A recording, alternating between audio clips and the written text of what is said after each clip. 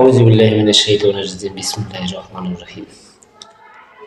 প্রকৃতপক্ষে একজন মানুষ যদি হয়, শুধু মুসলমান, হিন্দু, বৌদ্ধ, খ্রিস্টান, যে কোনো লোকই হোক, সে যদি প্রকৃত মানুষ হয়, তো অবশ্যই তার মুখ থেকে সত্য কথা বাহির হবে এবং সত্য কথা বলবে এবং অন্যকে ভালো পরামর্শ দেবে এবং নিজে খারাপ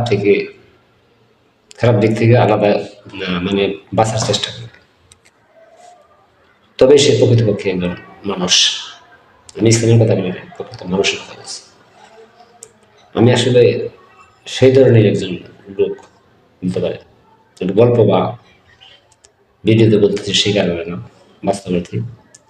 আমার এলাকায় আমি মোটামুটি যেদিকেই অন্যায় দেখছি, অন্তপক্ষে শক্তিতে না পারলেও অন্তপক্ষে মুখে বলছে, অন্তপক্ষে সেখানে যদি মুখে বলতে যদি কোনো সমস্যা, তারপর সে আমি অন্য জায়গায় যায় বা অন্য কোথাও যে বলছে এই বিষয়টা অন্যায়, এটা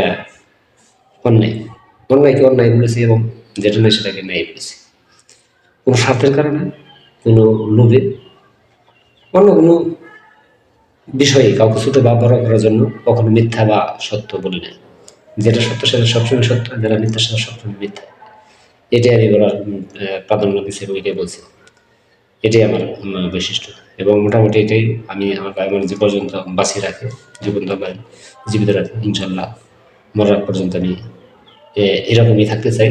আল্লাহ তুমি আমাকে তোমার হেদায়েত নসিব করো এবং তোমার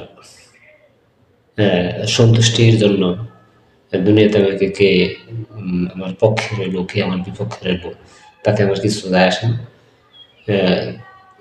তোমার সান্নিধ্য পাওয়ার ইচ্ছায় বা আশায় আমার এই সমস্ত অন্যায়কে অন্যায় বলে এবং ন্যায়কে ন্যায় বলা। আসসালামু আলাইকুম। ধন্যবাদ সবাইকে।